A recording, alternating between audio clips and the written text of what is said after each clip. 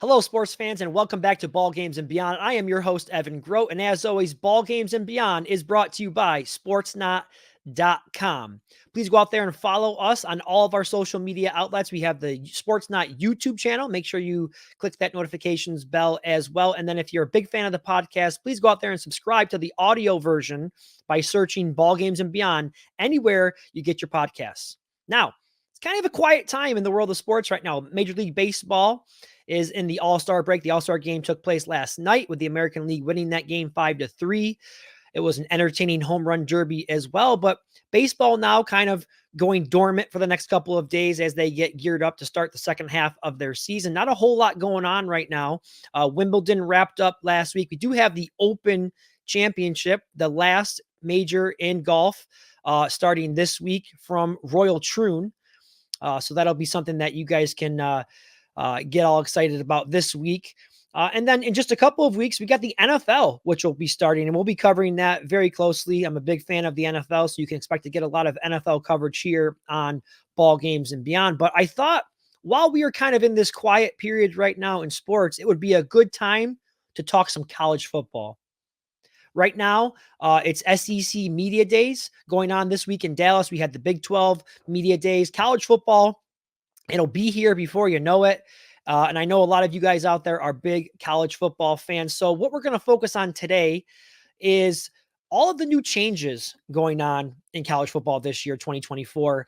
College football got a facelift this year with conference realignment, teams moving conferences all over the place, setting up these mega conferences, as well as an expanded 12-team college football playoff. That's right. I'm excited about that.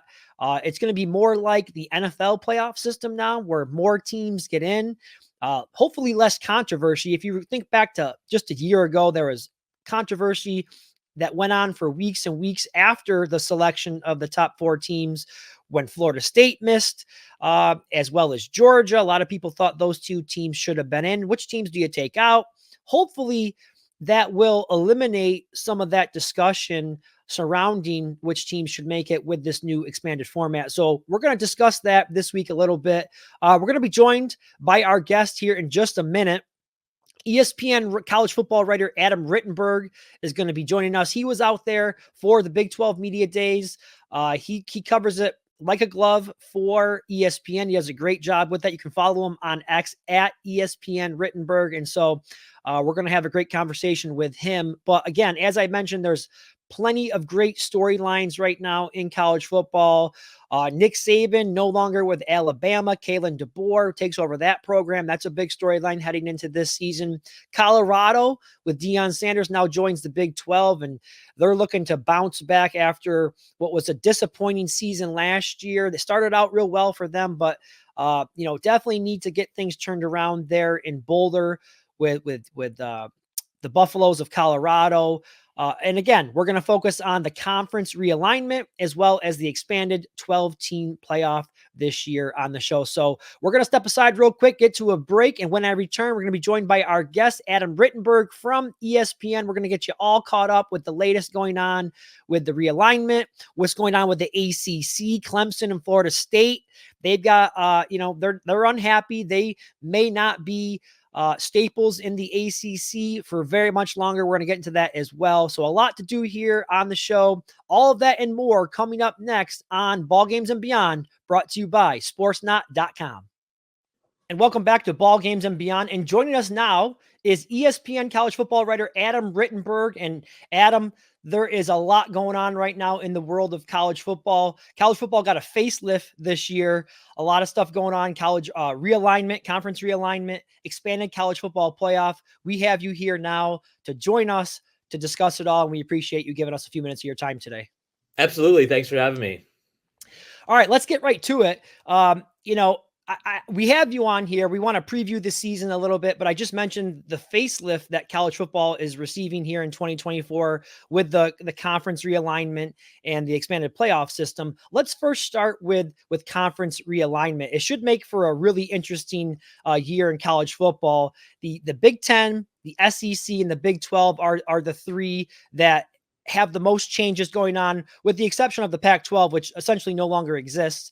When you look at these new conferences, is there one in particular that intrigues you the most and you find the most interesting and can't wait to see how things play out here once the season begins?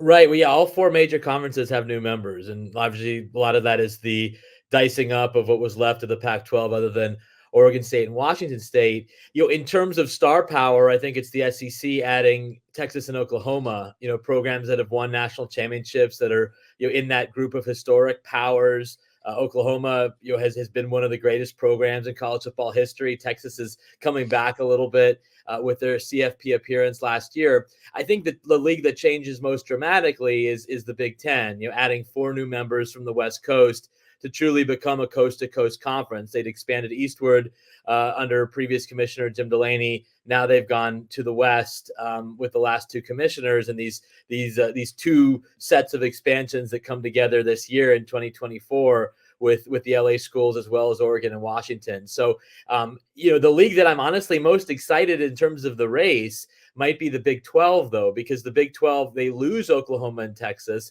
and they obviously add some of the remaining Pac-12 members, four schools coming in, including the preseason media favorite in Utah. But there are so many teams you can make a case for that if this goes right and the quarterback plays well and these transfers step up, could really be in the mix for the Big 12 championship, which this year, because of the expanded playoff, means not only getting into the playoff, but most likely being a team that gets through the first round and advances right to the quarterfinals. So that's an incredible opportunity.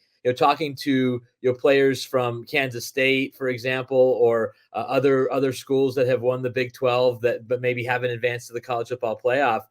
This is a great opportunity for all of the schools in that conference. Yeah, and I'm glad you mentioned that because that's kind of where I wanted to go next. Regardless of where you stand on the realignment, we know that there's a couple benefits for sure. And number one is it's going to make for some really exciting regular season matchups. I know I already have a few games already highlighted on my schedule. Georgia, Texas in October, Alabama, and Oklahoma in November, Oregon and Michigan as well. Those are games that people want to see. And sometimes we don't get to see those games until the college football playoff. We get to see them now in the regular season. But also, when you look at the realignment, there's certainly some teams that you can pinpoint and say, I think it's going to help this team. Or on the other side of that, you could say, you know what, I think it's going to hurt this team. So you mentioned Kansas State being one of those teams that you think it might help. Are there any other teams that you think benefit the most from the realignment? Right. I think it's a number of teams in what's left over of the Big 12. Again, Kansas State won this conference 2 years ago, beat a team that went on and played for a national title in TCU, but didn't itself advance to the college football playoff. That's going to change, obviously, beginning this year. You talk to Utah that comes in from the Pac-12 to the Big 12 as the preseason favorite, as I mentioned. They won the Pac-12 in 2021 and 2022, but did not advance to the college football playoff. They went to the Rose Bowl instead. And so, they know Cam Rising, the quarterback, and others who are back for Utah this year, they know if they win their new conference, they're going to be in the playoff, which is pretty exciting, especially, for a coach like Kyle Whittingham, who's accomplished so much in his career, but hasn't competed for a national championship at Utah. I think programs that it'll hurt, certainly with like the Big Ten, for example, going away with divisions. Teams in what was formerly the West Division had an opportunity to play for a conference championship. They never won that conference as the league was set up that way. But at least teams like Iowa and Wisconsin, Northwestern was there a couple of times. They played for a conference championship. Realistically, that's unlikely, at least on a regular basis. Now, could Iowa get to the Big Ten championship if all things break right? Possibly. Maybe Wisconsin could, but you also have the likelihood or possibility of Michigan, Ohio State meeting 2 weeks in a row, or Penn State, which hasn't been part of the Big Ten championship game since it won the league back in 2016, getting into that game, or Oregon, which has one of the strongest teams in the country, entering a new conference. They're a team that could win. So I think it's the teams that maybe had been part of their league championship games and had benefited from divisional setups like the Big Ten West, the maybe to a lesser degree, the ACC Coastal, that going away or obviously new teams coming into the conference, it's going to be harder for them to have those win totals that would justify their placement in a league championship game. Yeah, I absolutely agree with you on some of those Big Ten teams that you mentioned. I do think it hurts them. And how about a team like Oklahoma? I mean, they're a team that year after year after year we're competing for Big 12 championships. They go to the SEC now. They're not going to be seeing those porous defenses like they saw in the Big 12 year after year. They're going to be seeing much more difficult defenses. And so I do think a team like Oklahoma is going to struggle much more in the SEC. One of the other topics that I wanted to talk to you today about was maybe some further realignment in other conferences. I've been reading a lot this week about the rumor mill that is swirling around Florida State and Clemson in the ACC. What does the future hold for those teams and the future of that conference? Well, right. I mean, Florida State and Clemson have made it clear that they're unhappy with the way things are set up right now in the ACC with a long-term media rights deal that, in their mind has put them further and further behind from a revenue standpoint from the teams in the Big Ten and the SEC. Now, is there an appetite from the SEC and the Big Ten to add Florida State and Clemson? It doesn't appear to be there, at least publicly. Greg Sankey, the SEC commissioner, made it pretty clear this week that he's focused on the 16 teams that are in the conference now and is not super aggressive about further expansion. The Big Ten, again, has expanded each of the last 2 summers. Everything I've been told in the conference is that there's not a huge appetite to do anything further, but both Florida State and Clemson have attractiveness. Who knows what happens to the rest of the ACC? There's a school, North Carolina is a very appealing potential member if indeed they're available. And that's obviously what we don't know is are these schools truly available? When could they exit? How much would it cost them to exit? What's that going to mean for the rest of the ACC? Certainly the Big 12 has been very aggressive as far as expansion goes. They already have a presence in the state of Florida in UCF. They don't have a presence in elsewhere in the Southeast. So to bring in schools like Florida State and Clemson that have won national titles in the last decade or so, and certainly are positioned to compete at a national level, that would be huge for the Big 12, especially in the wake of Oklahoma and Texas's departures to the SEC. Is there a timeline when you think this may? I mean, is this a year, 2 years, 3 years away from happening? Do you think, from based on what you've been hearing? Well, they do. I think the Florida State and Clemson, it may be August 1st or August 15th, have to tell the ACC by that date whether they intend to be in the conference next year. That they're legally obligated to do so. And so, if that date comes and goes, then nothing's going to happen until 2026. But my experience, and we saw this a little bit with Oklahoma and Texas. When they announced their departures, there was we're going to hold them to every last dollar, and they're going to be in the Big 12 till the very end of the contract. That didn't turn out to be the case. And I think when members are unhappy and they continue to voice their unhappiness, and Florida State has been at the forefront of that, Clemson much less so, I think it's hard to sustain a marriage when one party is not happy. So I do wonder, if by 2026, 2027, we'll be talking about those programs in different conferences. We are joined this week on Ball Games and Beyond by ESPN college football writer Adam Rittenberg, talking about all of the changes this year going on in college football. One of those other changes that fans will see this year is the expanded 12-team college football playoff. There was major controversy last year with the 4 teams that were selected, Florida State being left out. A lot of people thought maybe they should have gotten in. Georgia, you could make a case for them as well. That will no longer be the case going forward. 12 teams will get in. Those teams that are on the 5, 6, 7, 8 spots, they're safe. They get into the tournament now. But with this new expanded system, do you think there is a conference that will get more opportunities? Well, you just look historically, and certainly the SEC, not only have they won a lot of national championships, but they've had diversity in terms of who's won national championships. And that's always, I think, separated that conference from others. you look at obviously LSU winning in 2019, and then Georgia ending that incredible drought without national titles in both 2021 and 2022, and they're looked at as maybe the preseason number one team going into the season. Then you have Alabama, even though they go through a coaching change from Nick Saban to Kalen DeBoer. Kalen DeBoer just played for a national championship at a program that doesn't have the natural advantages as Alabama. So you look at those three programs to start off with, and then Texas again is on the rise personnel wise under Steve Sarkisian. They believe they're closer to competing for a national championship. So you just do the math in the SEC with all those great games. And again, I pushed this for years. I hope we see it soon. The SEC starting to play a 9-game conference schedule, because that means we're going to have more of the elite matchups in that conference, and you're not going to have these long stretches without pairings. So I would imagine the SEC is going to populate the playoff in terms of at-large teams. So will the Big Ten. I mean, the Big Ten, again, comes off of a national title for the first time in a decade. Michigan, having joined Ohio State had been the only team in the conference to win a national title during the BCS or CFP eras. Michigan has now done that. And then, Penn State has been close. Penn State would be a team that would have been in the playoff a lot if it had been 12 teams before this point. You look at Oregon. Oregon absolutely should be in the playoff this year, in my view, with the roster that they have coming back. Anything short of that would be a disappointment for a guy in Dan Lanning, who has gotten a lot of credit early in his career, but now needs to show he can take it the next step. And then, Washington's probably not there this year, but Washington's made the college football playoff twice in the last 8 or 9 years. They played for a national title. Can USC get back there? So there's a lot more options in those leagues.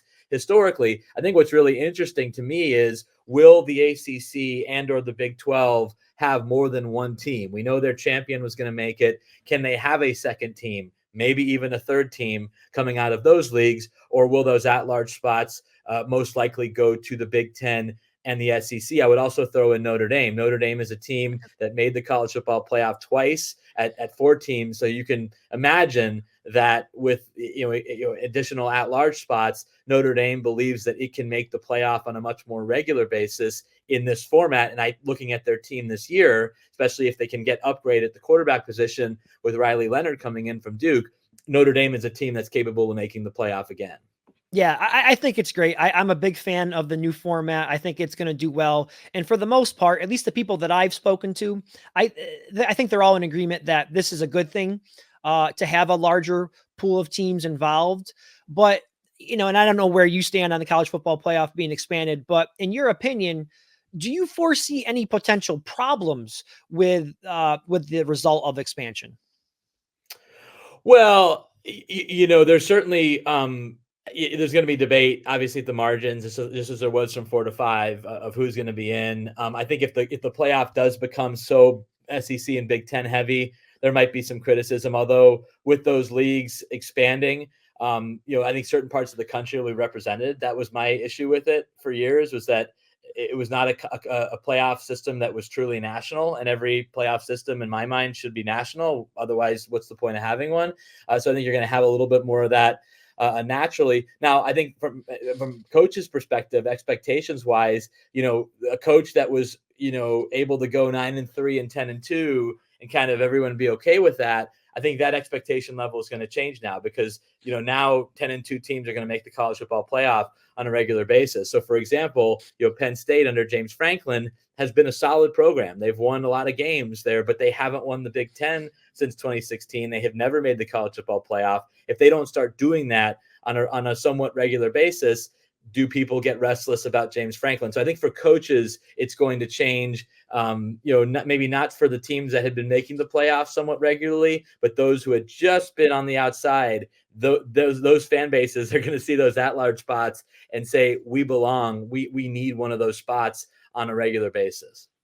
One thing I was just thinking here, do you think that with this expanded format now going to 12 teams, do you think it puts any less emphasis on the regular season? Because you may now have a team with, again, 2 or 3 losses who will get into the playoff now. I mean, I think about Georgia last year. They lost in the SEC championship game to Alabama.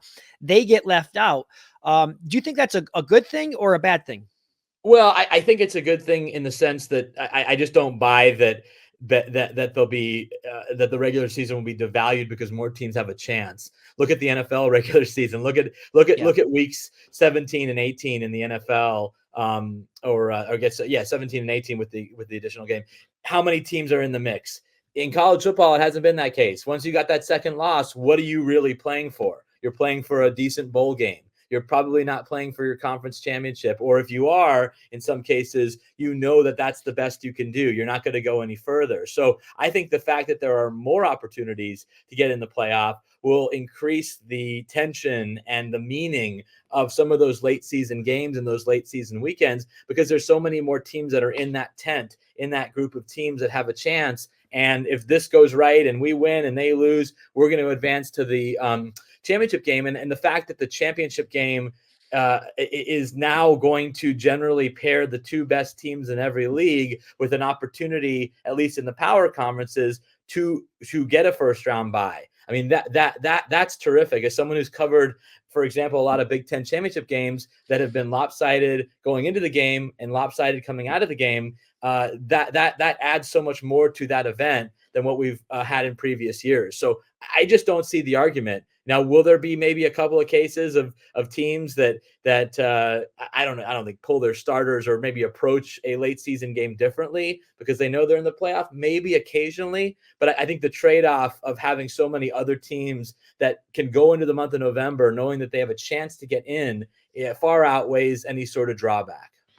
Yeah, that's an interesting point you make there about possibly resting players and whatnot. We'll have to see how it all shakes out. I'm sure there'll be plenty of positives coming from this, but also some things that maybe some people are unhappy about. But Adam Rittenberg, everybody follow his work on ESPN. You can follow him on X at ESPN Rittenberg. And Adam, I know you're going to cover it all like a glove, and we'll be there to follow it here. So we appreciate you giving us a few minutes of your time today.